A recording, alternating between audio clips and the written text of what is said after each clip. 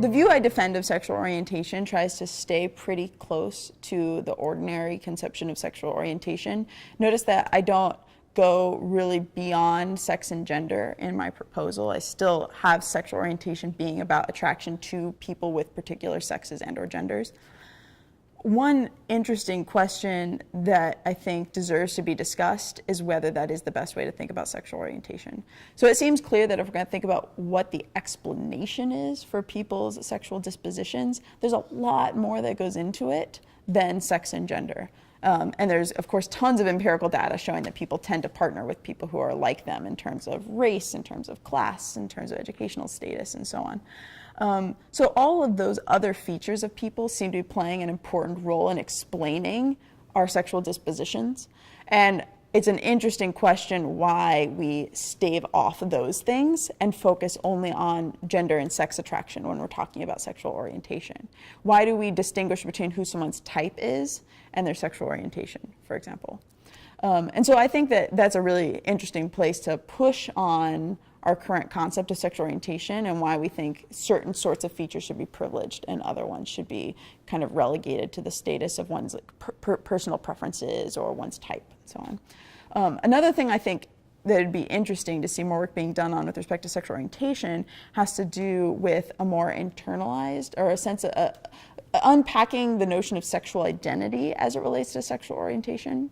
So the two people that are currently writing on sexual orientation or philosophy are me and Essa Diaz-Leon. And both of us take a fairly dispositionalist approach to sexual orientation. We both, although Essa puts it in terms of desire, she has a desire-based account of sexual orientation, and mine's in terms of dispositions. We both focus on fairly internal features of a person.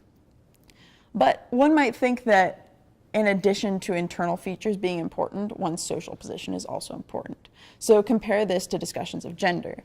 And when people ask what gender is, there's basically two main camps of views. There's internalist accounts and externalist accounts. Internalist accounts focus on gender identity or one's sense of one's gender and how one relates to the gendered world.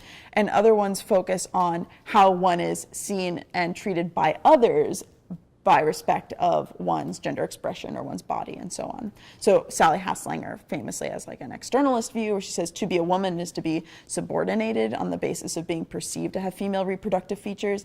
And then someone like Katherine Jenkins defends a more internalist view where to be a woman is to have a woman's gender identity.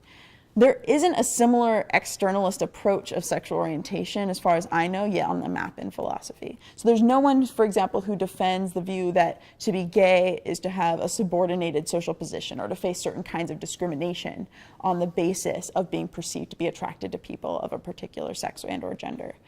Instead, all of the accounts have tended to be fairly individualistic and fairly focused on one's dispositions or psychology or desires or so on. So I would like to see someone develop a more externalist approach and see the pros and cons of that sort of view.